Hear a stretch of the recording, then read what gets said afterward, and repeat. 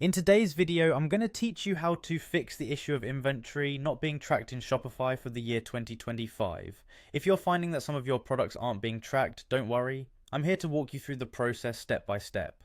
Let's get started and ensure your inventory is up to date. First, you'll want to open up your Shopify admin page and log into your store's home.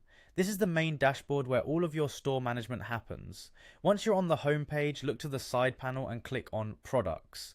This section is where all your store items are listed and from where you'll manage their inventory. In your list of products, find the one that's currently not being tracked. Select this product by simply clicking on it, and this will open up the product detail page.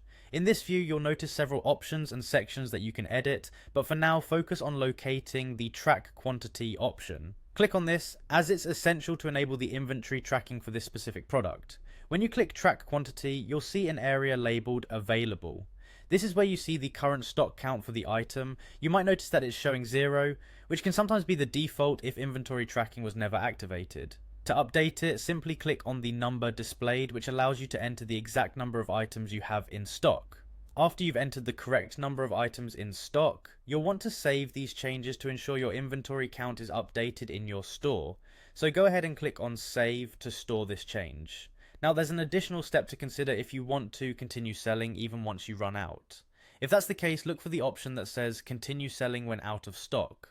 By enabling this, customers can still order the product even when your stock runs out, which can be crucial depending on your sales strategy. Once again, after making this change, don't forget to click on Save. This final save will lock in all your changes and make sure your product can be sold according to the new settings that you've just configured.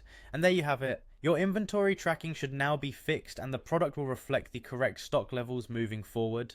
Ensuring inventory accuracy helps with better decision making and customer satisfaction. Thanks for following along, and I hope this guide helps keep your Shopify store running smoothly. If you have any more questions or need further assistance, feel free to explore the support options available in Shopify.